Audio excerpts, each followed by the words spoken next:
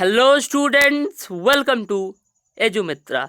So today I am here with the third and the last lecture of Social Science Class 9th Civics Political Science book, that is Democratic Politics. Chapter 1, Democracy in the Contemporary India. तो जैसा कि मैंने आपको बताया था कि इस chapter को हम 3 लेक्चर्स में कवर करेंगे, तो आज इसका थर्ड और लास्ट लेक्चर हम देखने जा रहे हैं। तो चलिए शुरू करते हैं। फर्स्ट लेक्चर में हमने किसके बारे में पढ़ा था? हमने पढ़ा था टू टेल्स ऑफ डेमोक्रेसी के बारे में, जिसमें हमने जाना था चिली और पोलैंड की कहानियों के बारे में।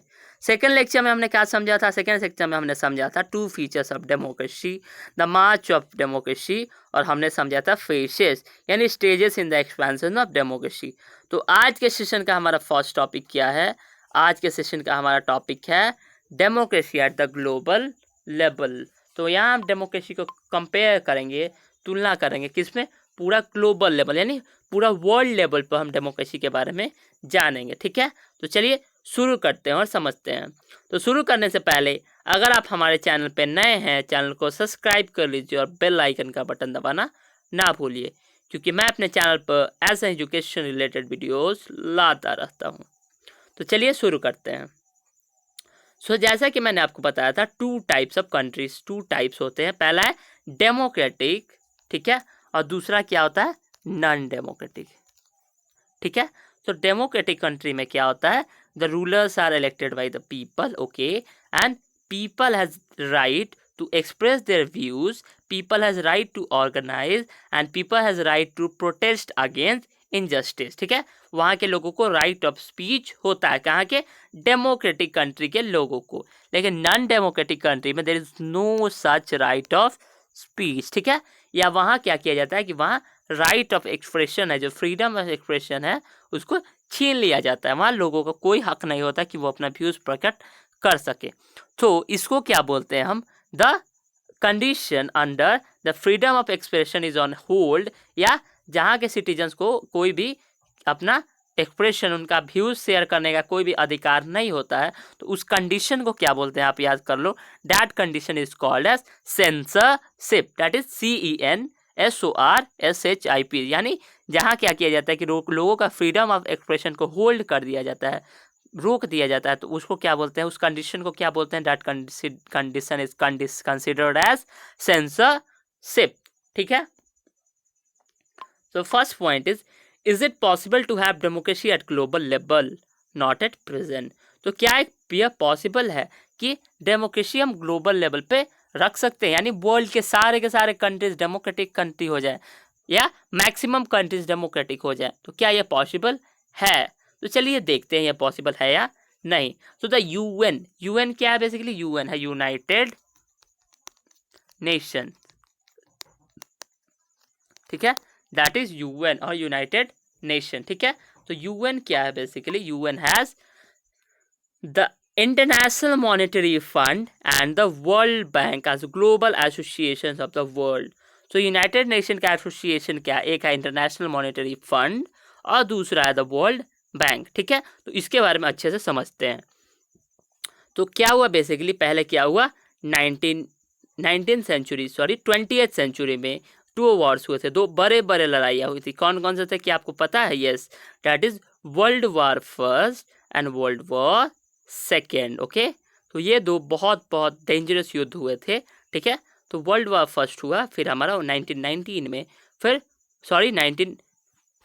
World war first. ठीक है, फिर हुआ क्या? World war second.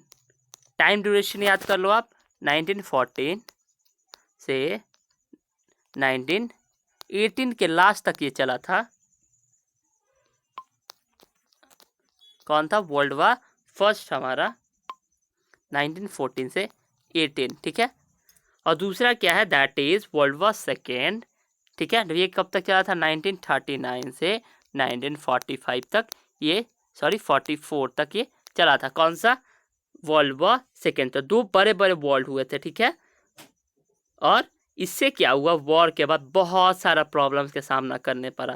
जैसा कि वॉर हुआ तो सारा का सारा चीज़ डिस्ट्रक्ट हो गया, सारा का सारा चीज़ टूट गया, बिखर गया, बहुत सारे बिल्डिंग्स टूट गए, लोगों के घर उथल पुथल हो गए, या लोगों की लिवलीहुड खराब हुई, उनके पास कोई भी क्या था, लिवलीहुड अपना यानी रोटी का कोई भी साधन नहीं था, उनके पास कमाने का ना कोई स्रोत था, ना ही उनके पास कोई पैसा था, क्योंकि वॉर में, उस लड़ाई में, युद्ध में सारा का सारा चीज़ तबाह हो गया था। तो उसके बाद था जो यूनाइटेड नेशन है, जो यूएन है, उसने बहुत बड़ा मेजर स्टेप लिया और उसने दो ग्लोबल एसोसिएशन, दो ग्लोबल इस्टेब्लिशमेंट किए। पहला था वो था IMF और दूसरा था वो क्या है, IBRD। ठीक है। सो IMF क्या है, IMF क्या है, IMF is international monetary fund, जो हमें यहाँ दिया हुआ है। ठीक है।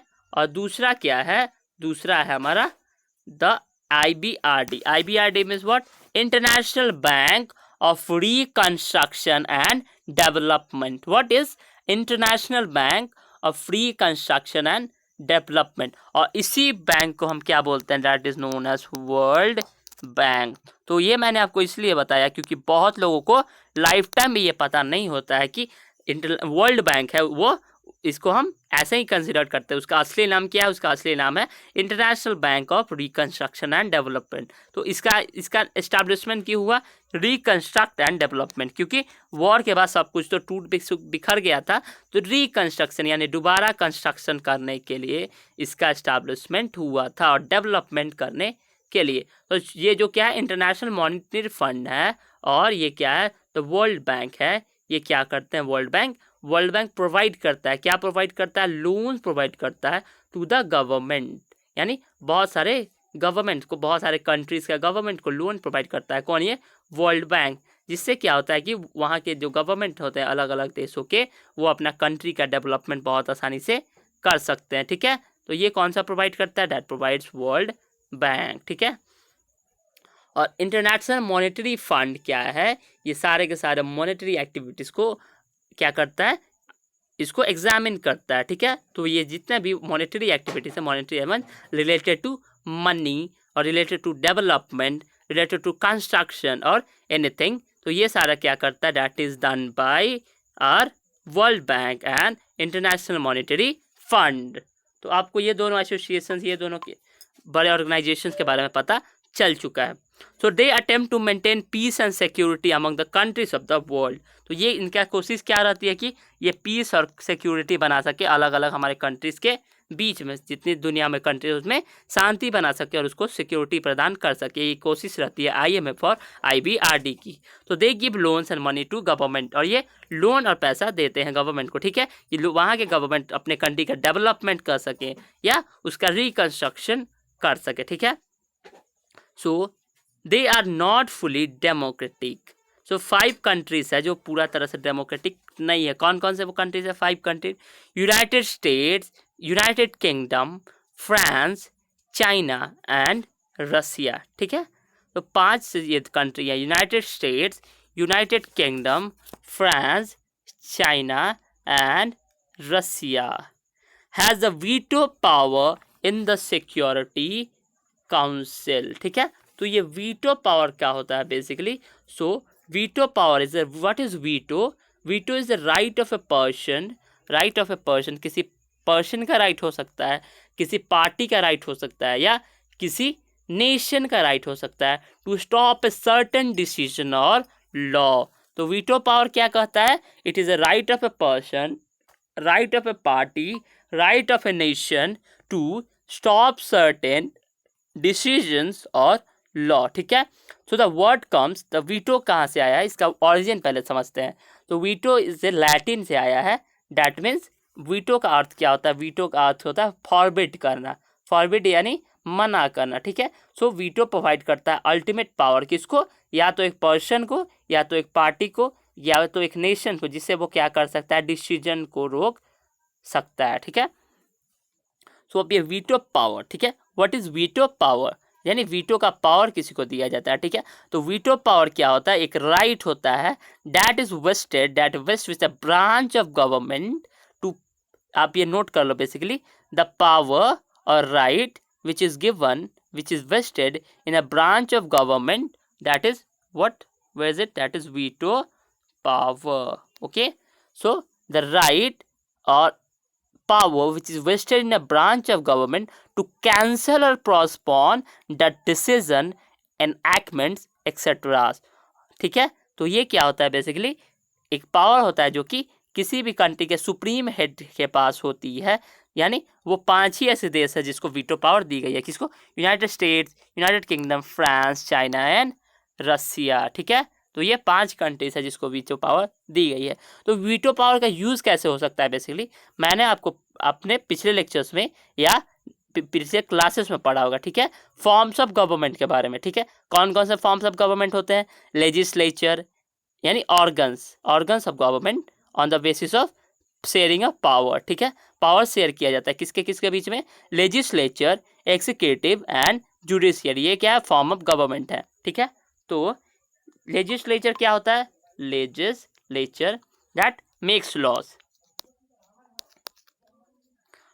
That executive that implements laws, ये लॉ को लागू करता है। और जुडिशियरी क्या होता है? सिस्टम ऑफ कोर्ट्स है ये बेसिकली, जो जस्टिस दिलाता है सबको। ठीक है, तो लॉ इम्प्लीमेंट बनने के बाद क्या होता है? लॉ इम्प्लीमेंट हो सकता है। ठीक है, उसको इम्प्लीमेंट कर दिया जाता है, उनको लागू कर दिया जाता है। लेकिन जिस कंट्री के पास वीटो पावर है, वहाँ के रूलर्स को ये हक होता है कि वो इस लेजिस्लेचर द्वारा इस लॉ को ना मान सके। ठीक है, लेकिन हमने क्या पढ़ा था कि लेजिस्लेचर, एग्जीक्यूटिव एंड जुडिशियरी तीनों को बराबर पावर दी गई है, कोई भी एक दूसरे का सबऑर्डिनेट नहीं होता। ऐसा नहीं है कि लेजिस्लेचर को एग्जीक्यूटिव की बात माननी पड़े या एग्जीक्यूटिव को जुडिशियरी की माननी पड़े या लेजिस्लेचर को जुडिशियरी की बात माननी पड़ी। वो तीनों इंडिपेंडेंट बॉडीज है, या और वो तीनों क्या करते हैं कि तीनों एक दूसरे पर क्या करते हैं कि अपना आई रखते हैं, यानी नज़र रखते हैं कि वो अपना पावर का गलत से इस्तेमाल तो नहीं कर रहा ऐसा। लेकिन क्या है कि यहाँ क्या होता है, जिस कंट्रीज को वीटो पावर दी गई है, कौन कौन से कंट्रीज है ये नाम आप याद रखो, आपको एग्जाम्स में आ सकता है। यूनाइटेड स्टेट्स यानी अमेरिका, यूनाइटेड किंगडम यानी Britain, France, China and Russia, ये 5 नेशंस है जिसको वीटो पावर दी गई है। ठीक है, तो ये क्या कर सकते हैं कि लेजिस्लेचर के लॉस है उसको क्या कर सकते हैं कि उसको नहीं मान सकते हैं, वो ये कर सकते हैं कि डिसीजन और लॉ को स्टॉप कर सके, रोक सके और इम्प्लीमेंट होने नहीं दे। तो आपके मन में भी ये क्वेश्चन आई होगी कि हमारा जो इंडिया कंट्री है उसको वीटो पावर क्यों नहीं दी गई है? Why India is not having the veto power? So India के पास वीटो पावर नहीं है क्योंकि वो यूएनएससी का मेंबर, परमानेंट मेंबर नहीं है। इंडिया यूएनएससी का मेंबर तो है लेकिन उसका परमानेंट मेंबर नहीं है, उसका परमानेंट सदस्य नहीं है। कौन? हमारा इंडिया। तो यूएनएससी क्या है? यूएनएससी है United Nations security council, that is UNSC. Okay, तो इंडिया हमारा उसका परमानेंट मेंबर नहीं है, इसलिए इंडिया को हमें क्या नहीं दिया गया? इंडिया को वीटो पावर नहीं दिया गया। तो आपको वीटो पावर भी क्लियर हो गया होगा कि वीटो पावर होता क्या है। ऐसा पावर जिससे लेजिस्लेचर को, लॉ को, वहाँ का जो हेड होता है, सुप्रीम हेड, आप कह सकते हैं या तो प्राइम मिनिस्टर हो सकता है या प्रेसिडेंट हो सकता है, उसको रोक सकता है, उसको यानी लागू होने से रोक सकता है। यही होता है हमारा veto power. So international monetary fund या IMF is controlled by wealthy 10 nations. So जो IMF है वो वेल्दी यानी जो 10 अमीर नेशंस है उसको द्वारा कंट्रोल किए जाते हैं। ठीक है, तो क्या है जो IMF क्या करता है, ये IBRD क्या करता है, ये पैसा देता है। किसको पैसा देता है? जो कंट्रीज होते हैं जो इसको डेवलपमेंट की ज़रूरत होती है उसको ये पैसा देता है। ठीक है, सो ये कंट्रोल किया जाता है 10 कंट्रीज द्वारा जो कि बहुत अमीर कंट्रीज हैं। तो चलिए 10 कंट्रीज का पहले नाम देखते हैं कौन कौन से ये कंट्रीज हैं। ठीक है, तो नाम नोट करो आप। यूनाइटेड स्टेट्स यानी America, Japan, Germany, France, United Kingdom यानी ब्रिटेन या इंग्लैंड, चाइना, इटली, फिर आता है हमारा सऊदी अरेबिया, चाइना, रसिया। तो ये 10 कंट्रीज है जो IMF को कंट्रोल करते हैं, यानी जो कंट्रीज़ को जो पैसा दिया जाता है वो पैसा भी तो कहीं से आना चाहिए। तो ये 10 रिचेस्ट कंट्री है जो कंट्रोल करते हैं इस इंटरनेशनल मॉनेटरी फंड को। कंट्री नंबर 1 क्या है? United States, second is Japan, third is Germany, fourth is France, fifth is United Kingdom, sixth is China, seventh is Italy, eight is Saudi Arabia, ninth is China and 10th is Russia. I hope आपने note कर लिया होगा, ठीक है। तो ये 10 countries के बारे में हमने पढ़ा जो क्या करते हैं कि जो उसके पास ये पावर होता है कि वो कंट्रोल कर सकते हैं किसी को, इंटरनेशनल मॉनेटरी फंड को, क्योंकि ये सारे वेल्दी कंट्रीज है, बहुत अमीर कंट्री है, ठीक है। And president of world bank has been always an American, this is against democratic principle. So जो वर्ल्ड बैंक है हमारा, उसका जो प्रेसिडेंट, उसका जो मेन होता है, जो उसका रूलर होता है, वो क्या होता है? हमेशा से एक अमेरिकन रहता आ रहा है। ये किसके विरुद्ध है? ये डेमोक्रेटिक प्रिंसिपल के विरुद्ध है, ठीक है। कि जो अमेरिका है वहाँ का प्रेसिडेंट, जो उसका सुप्रीम हेड है, जो वर्ल्ड बैंक को पूरा कंट्रोल करता है, वो अभी तक अमेरिका है। क्या आपको पता है कि अभी हमारे वर्ल्ड बैंक का प्रेसिडेंट कौन है? दैट इज डेविड मैलपास, ठीक है। वो है हमारे मैलपास जो वर्ल्ड बैंक के प्रेसिडेंट है, ठीक है। तो अब बात करते हैं हम चैप्टर के अगले टॉपिक और लास्ट टॉपिक है जो कि promotion of democracy. Finally we are going to end the chapter, that is promotion of democracy, यानी डेमोक्रेसी को प्रमोट कैसे किया जाता है, अब हम यहाँ बात करेंगे, ठीक है। So many powerful countries like United states, तो बहुत सारे पावरफुल कंट्रीज है यूनाइटेड स्टेट्स की तरह, वो क्या करते हैं basically believe that democracy should be promoted in the world even by force. तो वो क्या समझते हैं कि डेमोक्रेसी को पूरे वर्ल्ड में प्रमोट करना चाहिए, यानी वर्ल्ड के अधिकतर कंट्रीज को डेमोक्रेटिक होना चाहिए। ये कौन समझता है? ये यूनाइटेड स्टेट्स ऑफ अमेरिका, जो कि वर्ल्ड का एक बहुत पावरफुल कंट्री है, इवन बाय फोर्स। अगर ऐसे नहीं माने तो फोर्स को भी अपनाना चाहिए और सारे के सारे, लेकिन वर्ल्ड के कंट्रीज में हमें डेमोक्रेसी का प्रचार करना चाहिए। ऐसा कौन कहता है? ऐसा कहता है United States of America, okay. So powerful countries had launch attacks on non democratic countries. तो इस अब क्या होता है इससे? जो कंट्री ज़्यादा पावरफुल होती है वो नॉन डेमोक्रेटिक कंट्री पर अटैक करती हैं, उस पर इन्वेड करती हैं। उसको क्यों इन्वेड करती हैं? कि अगर वो कहती हैं कि आप डेमोक्रेटिक अडॉप्ट कर लो, अगर वो ऐसा नहीं करते तो वो उस पर क्या करती हैं कि अटैक करती हैं, ठीक है। जो पावरफुल कंट्री है वो नॉन डेमोक्रेटिक कंट्रीज पर, ठीक है। So Iraq is the biggest example. So Iraq एक बेसिक एग्जाम्पल है जहां non democratic form of government का। सो आपने सुना होगा यूनाइटेड स्टेट्स ऑफ अमेरिका और इराक के बीच में बहुत सारे डिस्पैट्स ऐसे ही चलते रहते हैं, लड़ाइयाँ वगैरह चलती रहती है। So United States of America and is allied attacked and occupied Iraq without United Nations sanction on the pretext of Iraq posing nuclear weapons. They have even held forced elections, ठीक है। तो क्या हुआ कि एक बार यूनाइटेड स्टेट्स ऑफ अमेरिका ने क्या किया? ईरान को ऑक्यूपाई कर लिया, उसको अटैक कर लिया, और उसने इसमें यूनाइटेड नेशन का कोई भी परमिशन नहीं लिया था, कोई भी उसका क्या नहीं था, उसका सैंक्शन नहीं किया था, ठीक है। तो इससे क्या हुआ कि वहाँ उसको फोर्स इलेक्शन कंज्यूम कराना पड़ा, किसको? अमेरिका को। कहाँ? इन इराक, ठीक है। तो क्योंकि इराक क्या था उस समय, ज़्यादा डोमिनेटिंग नेशन नहीं था, लेकिन आज इराक बहुत ज़्यादा पावरफुल नेशन है, ठीक है। तो उस समय वहाँ क्या हुआ कि उस समय फोर्स इलेक्शन कंटिन्यू की गई, और क्या हुआ कि सिंस वहाँ के on the pretext of Iraq posting nuclear weapons, और वहाँ क्या थे? न्यूक्लियर वेपन्स थे। और बाद में क्या हुआ? इराक एक पावरफुल कंट्री हो गया, तो आज वो पूरा क्या है बेसिकली बहुत सेल्फ सफिशिएंट है कि वो बहुत सारे देशों से युद्ध कर सकता है। तो आज इराक जो है वो भी एक डेमोक्रेटिक कंट्री है, यानी इराक में बेसिकली किंग्स भी हैं लेकिन वहाँ प्रेसिडेंट भी आज है। You know who is the president of Iraq? He is बारहम साइली, यानी आज इराक के प्रेसिडेंट हमारे BARHAMSALIH, यानी बारहम साली, वो है president of Iraq. So you can add up to your general knowledge.